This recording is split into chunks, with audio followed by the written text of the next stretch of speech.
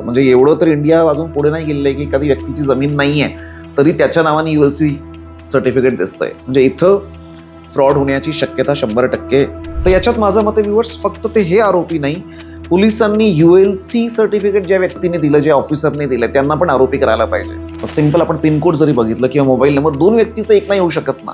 या केसमध्ये 2 वेगवेगळ्या गावाची एक ULC कसं पॉसिबल आहे? कारण की सर्वे नंबर वेगळे असणार आहे, लोकेशन डिफरंट आहे, तर तिथेही फ्रॉड झाल्याची शक्यता आहे. व्हॉट्सअपवर मेसेज फिरत होता की विश्वजित झवर, म्हणजे या केसमध्ये जे फिर्यादी आहे त्यांच्या अगेन्स्ट NCLT या ऑथॉरिटीनी दिवाळखोरीची कारवाई म्हणजे इन्सॉल्व्हन्सीची कारवाई सुरू केलेली आहे. आणि पटेल, ठकवाणी, गोयल हे जे फर्म आहे यांनी या 22 कोटी रक्कम जे आहे या रकमेची विल्हेवाट कशी लावली, कारण की ते त्यांनी पर्सनल यूज केलं. वेळ समजते. आज इनसाइट स्टोरीमध्ये पुणे मोहम्मदवाडी इथला एक रिअल इस्टेटचा विषय, आणि हा विषय पुण्यात टॉक ऑफ द टाउन झाला. आणि याचं कारण असं की अंदाजे 2 महिन्यापूर्वी या संदर्भात कोरेगाव पोलीस स्टेशनमध्ये FIR दाखल करण्यात आलेली आहे. 7 आरोपी या केसमध्ये, त्यापैकी बरेच आरोपी फरार होते. आता रिसेंटली इंटरिम बेल मिळाली आहे. काही दिवसापूर्वी एक मेसेज पण व्हॉट्सअपवर फिरत होता की फिर्यादी जे आहे विश्वजित झवर यांच्या अगेन्स्टमध्ये NCLTची दिवाळखोरीची कारवाई सुरू झालेली आहे. आणि पुण्यात जमिनीचा विषय, लँड डिस्प्यूटचा विषय, तर त्याच्यात पॉलिटिशियन नाही असं जनरली होत नाही. मग 2 दिवसापूर्वी याच्यात प्रमोद नाना भानगिरे यांची पण एंट्री झाली. पुणे पोलिसांनी त्यांच्या अगेन्स्ट पण गुन्हा दाखल केलेला आहे. प्रमोद भानगिरे आणि सिद्धांत भानगिरे दोघंही. या सगळ्यासोबत एक महत्वाचा पॉईंट असं आहे की याच्यात काही टेक्निकल पॉईंट्स पण आहे. फॉर एक्झाम्पल ULCचा विषय, नवीन पिढीला ULC काय कायदा होता आणि याचा लोकांनी कसं बेनिफिट घेतलं, काही लोकांना त्रासही झाला, हा पण एक मुद्दा आहे. तर आपण एक एक करून डिटेलमध्ये जाऊया इनसाइट स्टोरीमध्ये. व्हॉट्सअपवर मेसेज फिरत होता की विश्वजित झवर, म्हणजे या केसमध्ये जे फिर्यादी आहे त्यांच्या अगेन्स्ट NCLT म्हणजे नॅशनल कंपनी लॉ ट्रिब्युनल या ऑथॉरिटीनी दिवाळखोरीची कारवाई म्हणजे इन्सॉल्व्हन्सीची कारवाई सुरू केलेली आहे. मग आम्ही काय केलं, आम्ही आमच्या पद्धतीने काही जे गव्हर्नमेंट डिपार्टमेंट्स आहे तिथे जाऊन फॅक्ट्स काय ते चेक केलं. फॉर एक्झाम्पल आता हा EOWचे डॉक्युमेंट माझ्या हातात आहे, जे त्यांच्याकडनं सेशन्स कोर्टमध्ये सबमिट करण्यात आलं होतं. तर NCLT कडनं जे ऑर्डर आलं होतं, या ऑर्डरला चॅलेंज करण्यात आलं national company law appellate tribunal, म्हणजे वरचं जे ट्रिब्युनल आहे, आणि त्यांनी या ऑर्डरला स्थगिती दिलेली आहे. का स्थगिती दिलेली आहे? कारण की हा ऑर्डर जेव्हा झालं म्हणजे इन्सॉल्व्हन्सी संदर्भात, तेव्हा जे विश्वजित झवर आहे त्यांना त्यांचं जे C आहे त्या मांडण्याचं चान्सच नाही दिलं गेलं होतं. सो प्रोसेस लॅब्सच्या बेसिसवर NCLAT म्हणजे नेक्स्ट लेवल ऑफ NCLT यांनी NCLTच्या ऑर्डरला स्थगिती दिलेली आहे. तर सध्या कुठलीही इन्सॉल्व्हन्सी किंवा दिवाळखोरीची कारवाई सुरू नाही आहे. हा एक पार्ट क्लिअर झाला. दुसरा पॉइंट की FIR मध्ये फिर्यादी कोण होतं आणि FIR हा कोणाच्या अगेन्स्टमध्ये होतं आणि ती जागा किती होती. तर FIR करणारा व्यक्ती म्हणजे विश्वजित झवर, म्हणजे मार्वल डेव्हलपर्स जे आहे, मेन मार्वलमध्ये नावाने मार्केटमध्ये त्यांचं नाव प्रसिद्ध आहे, किंवा कप्पा डेव्हलपर्स. या केसमध्ये आरोपी जे आहे ते गोयल, पटेल आणि ठकवानी डेव्हलपर्स याचे सगळे जे पार्टनर्स, म्हणजे हे पार्टनर्स राजेंद्र सीताराम गोयल, जयेश पुरुषोत्तम पटेल, विपुल वल्लभ पटेल, हे सगळे पार्टनर्स आहे याच्यात. पूनम रूफिंग प्रायव्हेट लिमिटेडचे संचालक वल्लभभाई पटेल, पूनम रूफिंग प्रायव्हेट लिमिटेडचे संचालक पुरुषोत्तम पटेल, चेतन पुरुषोत्तम पटेल, सत्यन वल्लभ पटेल, जिग्नेश वल्लभ पटेल, आणि आता नवीन 2 आरोपी प्रमोद वसंत भानगिरे आणि सिद्धांत भानगिरे. हा झाला FIRचा पार्ट. FIR रजिस्टर झालेली 14 जानेवारीला कोरेगाव पोलीस स्टेशनला. फ्रॉड किंवा चिटिंगचा हा जे विषय हा कितीचा आहे, म्हणजे फसवणुकीची रक्कम किती आहे, तर अंदाजे 37,48,00,000. टाइम पिरियड काय आहे, तर टाइम पिरियड 2011 पासनं 2026 जानेवारीपर्यंत, जेव्हापर्यंत FIR म्हणजे ज्या दिवशी FIRची नोंद झाली त्या दिवसापर्यंत हा सगळं जे फ्रॉड आहे ते झालेलं आहे FIR प्रमाणे. आणि या केसमध्ये मेन मुद्दा किंवा मेन विषय काय आहे, तर ते असं आहे की पुण्यात मोहम्मदवाडी इथं काही सर्वे नंबर्स आहे, 22 सर्वे नंबर, 16 सर्वे नंबर, आणि हे सगळे जे सर्वे नंबर मी बोललो याच्यात काय स्पेसिफिक पार्ट म्हणजे टोटल सर्वे नंबर नाही बोलत आहे मी. या संदर्भात जे आरोपी आहे फिर्यादीचं त्यांच्यासोबत एक करारनामा झाला आणि टेक्निकली यांनी असं लिहिलंय समजुतीचा करारनामा म्हणजे डेव्हलपमेंट एग्रीमेंट. याची रक्कम होती 22 कोट. हा केव्हा झालाय तर 2011 मध्ये झाला. आणि या हिशोबाने फिर्यादीनी जे आरोपी आहे त्यांना पैसे दिले. इथपर्यंत बरोबर आहे.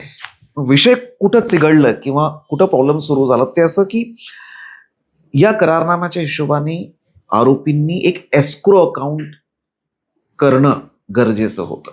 आता व्ह्युअर्स ज्यांना नाही माहिती आहे, एस्क्रो अकाउंट एक टेक्निकली सगळ्यांचं कॉमन अकाउंट असतं, ज्या अकाउंटमधनं म्हणजे त्याच्यात जॉईंट भागीदारी असते आणि एकमेकांची संमतीशिवाय खर्च किंवा जी रक्कम असते त्या रकमेच्या विल्हेवाट नाही लावू शकत आपण, किंवा त्या रकमेच्या बेसिसवर कुठलंही काम नाही करू शकत. आणि त्याचा पर्पज फक्त आणि फक्त ज्या पर्पजसाठी ते अकाउंट ओपन केलं ते असतं, म्हणजे जे काही बिझनेस असेल किंवा बिझनेस रिलेटेड जे काय एक्सपेंडिचर करायचं असेल. तर हा एस्क्रो अकाउंट त्यांनी ओपन नाही केलं आरोपींनी, आणि हे जे पैसे होते ते बहुतेक आपसात आपल्या आपल्या हिशोबाने सगळ्यांनी वाटून घेतले किंवा यूज केले. हा पहिला आरोप. यासोबत फिर्यादींचं असं म्हणणं आहे की त्यांनी 16 सर्वे नंबर आहे त्याच्यात काही स्पेसिफिक पार्ट जे आहे त्याचं टायटल क्लिअर करून देणं भाग होतं.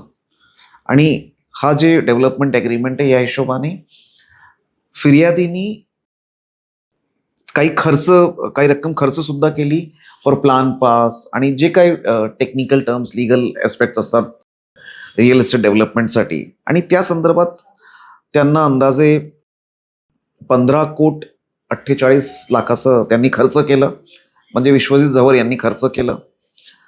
आणि 22 आणि हे 15 असं टोटल म्हणून 37,48,00,000 म्हणजे एवढं फिर्यादीने खर्च केलं आणि त्यांच्या हातात काहीच नाही आलं.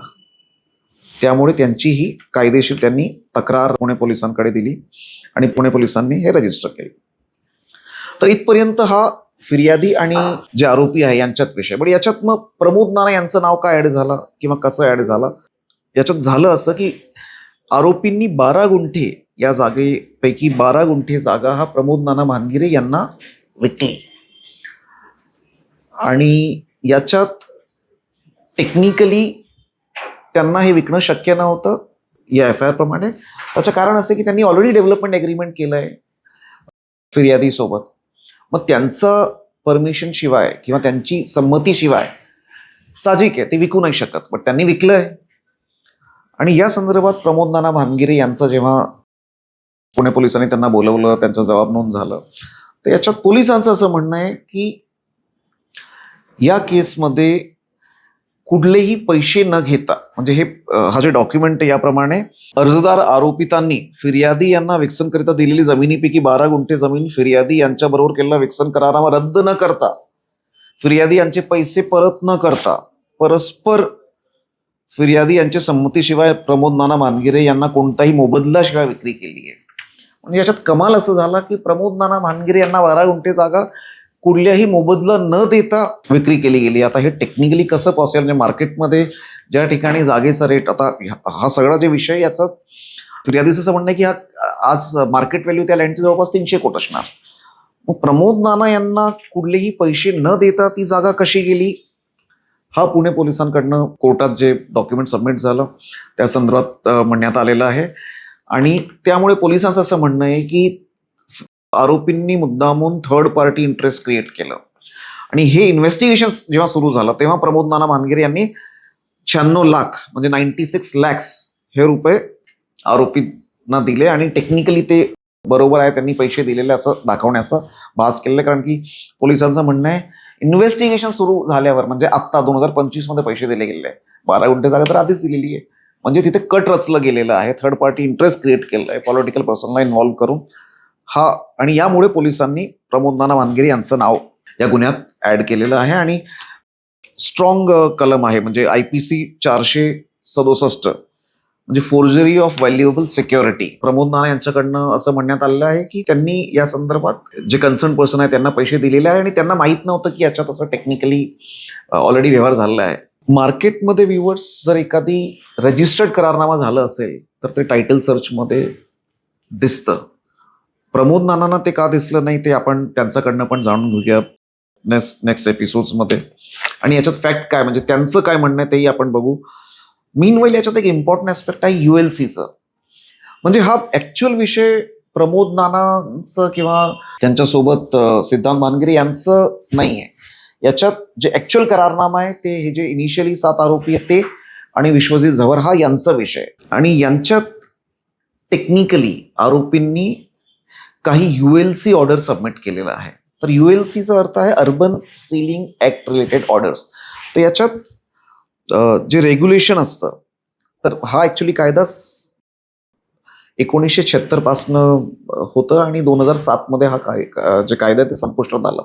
तर याच्यात असं होतं की लँड सीलिंग जे आहे, म्हणजे एखादी व्यक्ती किंवा संस्था एक लेवलपर्यंतच लँड जे आहे ते होल्ड करू शकते. त्यांना डेव्हलप करायचं असेल, त्यांना अजून काय म्हणजे मोठं हे असेल, लँड पार्सल असेल आणि डेव्हलप करायचं असेल, तर त्यासाठी त्यांना एप्रोप्रिएट अथॉरिटी जे आहे याच्यात ते ॲडिशनल कलेक्टर ULC असतं, म्हणजे पुण्यात त्यांचं ऑफिस आहे. आणि 7 हा कायदा तसं रद्द झाला आहे. बट त्या ऑफिसकडनं जे सक्षम अधिकारी आहे त्यांच्याकडनं सर्टिफिकेट घ्यावं लागतं आणि त्या बेसिसवर ती जी जागा आहे जे सीलिंगपेक्षा जास्त आहे, म्हणजे एक स्पेसिफिक लिमिटपेक्षा जास्त आहे, ती डेव्हलप करण्यात येते. तर या केसमध्ये तेव्हा आता ही मोठी जागा आहे, तर या केसमध्ये आरोपींनी जे डॉक्युमेंट्स दिलेलं आहे पोलिसांच्या म्हणण्यानुसार त्याच्यात एक ULC डॉक्युमेंट प्रमाणे सुभाष सीताराम गोयल यांचे नावाचं 23/3/1991 मध्ये मालक नसताना त्यांच्या नावाने दिलं गेलेलं ULC डॉक्युमेंट दिसतं. म्हणजे एवढं तर इंडिया अजून पुढे नाही गेलेलं आहे की एखादी व्यक्तीची जमीन नाही आहे तरी त्याच्या नावाने ULC सर्टिफिकेट दिसतंय. म्हणजे इथं फ्रॉड होण्याची शक्यता 100% दिसते, कारण की जो माणूस मालकच नाही आहे त्याला ULC सर्टिफिकेट सक्षम अधिकारी कसं काय देऊ शकतं. दुसरं पॉईंट, 2 वेगळ्या वेगळ्या गावातील एकाच नंबरची एकाच ULC आहे. तर व्ह्युअर्स तुम्हाला माहिती आहे, आता सिंपल आपण पिनकोड जरी बघितलं किंवा मोबाईल नंबर 2 व्यक्तीचं एक नाही येऊ शकत ना. या केसमध्ये 2 वेगवेगळ्या गावाची एक ULC कसं पॉसिबल आहे, कारण की सर्वे नंबर वेगळे असणार आहे, लोकेशन डिफरंट आहे, तर तिथेही फ्रॉड झाल्याची शक्यता आहे.